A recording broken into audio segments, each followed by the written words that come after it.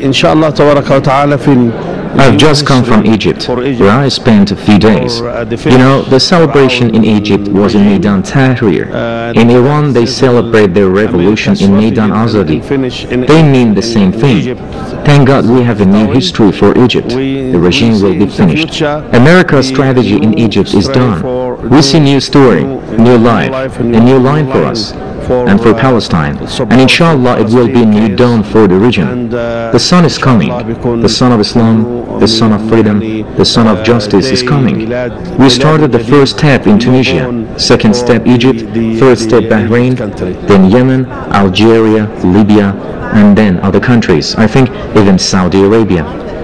I've been longing and yearning to see such things, because I know that for some times the Islamic world has been persecuted, has been exploited through remote control. And then the grassroots and the populace, they were not happy with that. But there was no courage and bravery to stand up and say, no, we are not happy, because the remote control was working. Now it seems the remote control is kind of, is not functioning anymore. I think it is an Islamic movement, because all the ingredients of Islamic teachings are there. For example, when I look at Egypt, it's so wonderful that you see Muslims sleeping at dawn and then Christians waking them up. They say, wake up and sleep and pray. There was always this illusion created from the rulers that there is a sectarian thing between the schools of thought, between the sects, and they are the ones who frail that, create it and frail it. But now once the head is cut, you can see people coming together. The people are awakening, and the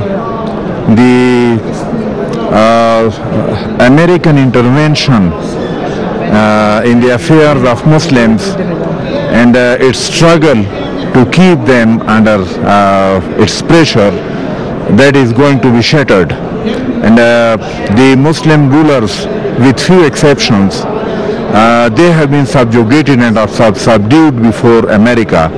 But the common masses of Muslim countries, they have awakened and they are standing against these American pressures and American indulgence in intervention in the Muslim world.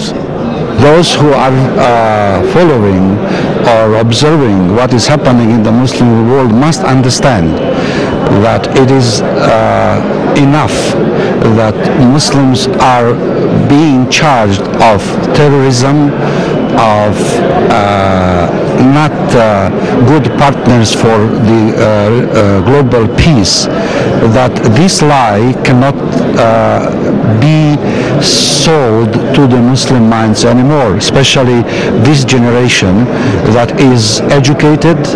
What is now is just the beginning of a revolution that the new generation of Muslims is going to take, and to show that Islam and our tradition is the tradition of peace, of tolerance, and the progress of the world. So, congratulations to this generation. I am very happy to witness these moments of history. The people who are rising up in such places as Egypt or Bahrain or Jordan or other places, the type of system that they've been laboring under throughout the past, I don't know, half a century at least, have dealt them economic injustices. And they want to address that issue, obviously. But the question is, with what frame of mind do you address that?